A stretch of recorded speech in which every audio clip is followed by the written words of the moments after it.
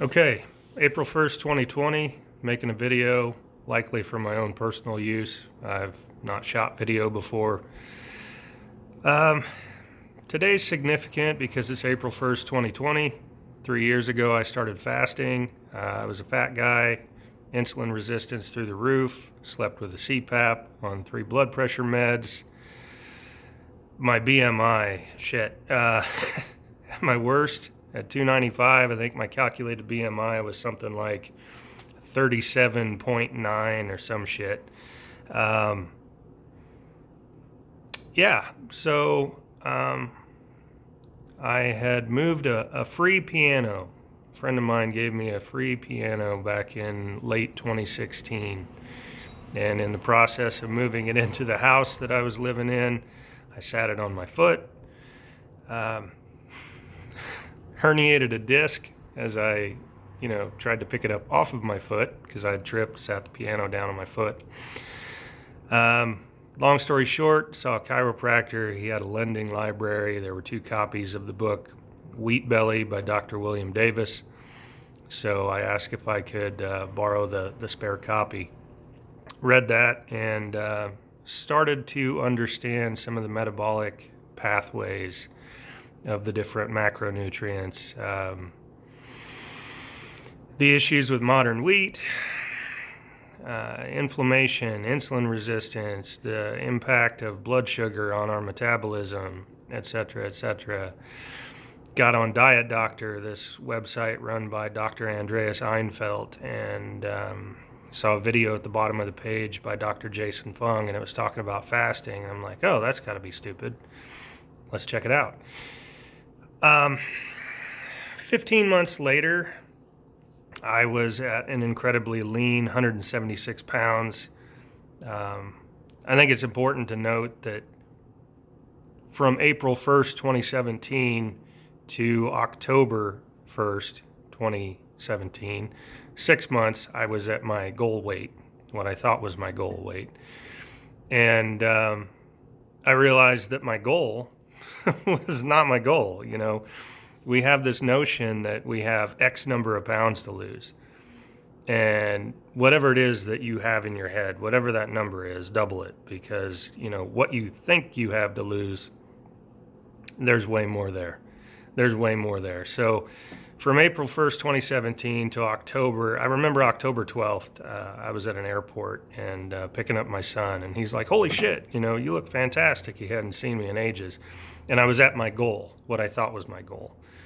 But I was nowhere near being lean and clean. So, 6 months to hit my goal, 15 months to get absolutely shredded, and then I've spent the last 20 months putting on muscle. When I got lean, my peer group, my family, they were like, when are you going to put on some muscle? And it's like, well, that's all this is. I've lost all the fat. What the fuck? I'm an anomaly, yeah. But that's not because there's something wrong with me. That's because society is walking around chronically overfed, inflamed, you name it. Insulin resistance, metabolic syndrome, all that shit. It's been suggested that I get on YouTube. It's been suggested that I start a blog. I don't know. What I enjoy is human interaction.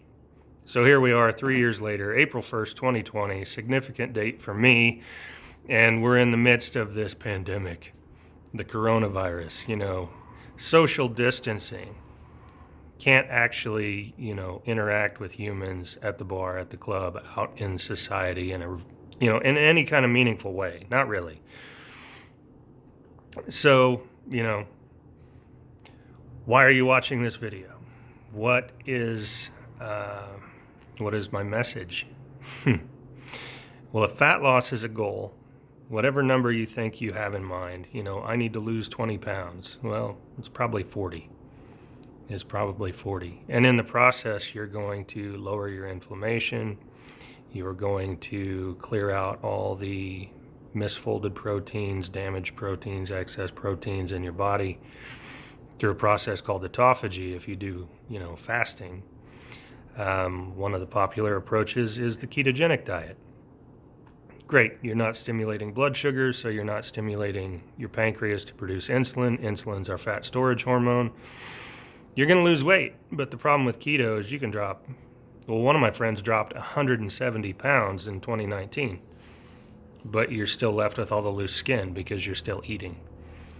You're not engaging autophagy. The 2016 Nobel Prize in Medicine went to a guy, a Japanese fellow, who had done, I think it was like 20 years of research on autophagy, which is like recycling unnecessary protein and whatever else in the body that can be scavenged and recycled. And it clears out the amyloid plaque in your brain. That's Alzheimer's, also being called type 3 diabetes. So, yeah. Your selfish best interests, how do I hit that? It's the stories we tell ourselves. Weight loss is easy. I used to think it was hard. I used to look at the guys that were fit and be like, that ain't me. I don't have that level of dedication. I don't have whatever that drive is that he has. And that's just not true. That's just not true. It's the stories we tell ourselves. It was about a year ago that I started really noticing, I became aware of what affirmations were. And I really started noticing how just in a standard everyday interaction, just conversational, people say, I am this, I am that. And it's amazing all the negative shit that comes out of their mouth. It's amazing, And if thoughts are things, if we manifest the things that we put our conscious attention on, then guess what? All these negative affirmations, they're causing some real problems in your life. Stop saying negative shit. If you're going to have a narrative, if you're going to be the process of, if you're going to be the end result of the story that you tell yourself, then make it a good story. There's a lot in mindset now. Dr. Joe Dispenza. I mean, he's probably the most well-known, but there's countless others,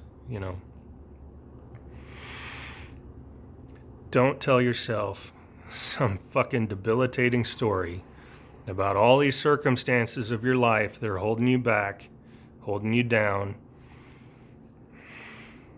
You gotta switch that shit up. You gotta switch that shit up. I don't know about all this woo-woo metaphysical stuff. But there's something to mindset, at the very least.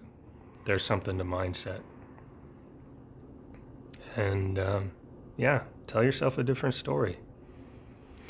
I might have this wrong, but I think it was Plato that when potential students would come to him, he would expect them to do a 5-day fast. That was his screening process.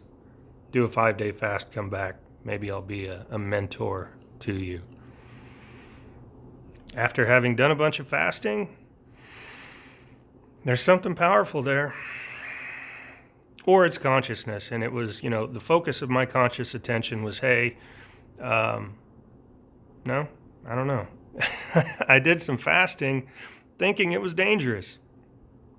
And the weight started coming off, and I started feeling better. And the first time I hit a 60-hour fast, I felt like I could wrestle a bear, knowing I'd lose, but I felt fucking superhuman. I've donated blood on a 72-hour fast. They say, oh, you got to have a meal before you donate blood. Well, that's bullshit. I've donated blood on a 110-hour fast. Again, felt amazing. They say, oh, you got to have a meal. Oh, bullshit. And, I got a lot of respect for doctors. I've been in an emergency room because of trauma. I've had my eye socket broken. I've had my jaw broken. I wrecked a dirt bike and had to have, the nether region stitched back. So I'm not hating on doctors across the board, but there's so much shit that's just dogmatic and parroted. Like they learned it one way back, and all they know how to do is just repeat the same old tired shit. It didn't work then. 40 years later, it still doesn't fucking work. A calorie is not a calorie. You got to understand the metabolic pathways of the different macronutrients in the body if you're going to achieve anything. If you stimulate blood sugar, you're going to stimulate the pancreas to produce insulin. Based on my current level of understanding, insulin is our fat storage hormone. Too much blood sugar, too much insulin, you're going to be insulin resistant.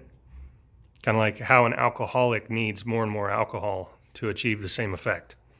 You're going to need more and more and more insulin to hold that blood sugar down. And if you're insulin resistant, you're just storing fat all the fucking time. So you got to fix that shit. So some of the doctors, I got some respect for trauma doctors. I've got respect for surgeons. I think a lot of surgeons are performing unnecessary surgery, but I got a lot of respect for their skill set. But most of all, I've got respect for the doctors that they're shattering the old paradigm. They're looking deeper into what drives the obesity epidemic. What is going on? Where did we go wrong? What did we fuck up back in the day that we were just too arrogant or stubborn or stupid to take a new look at?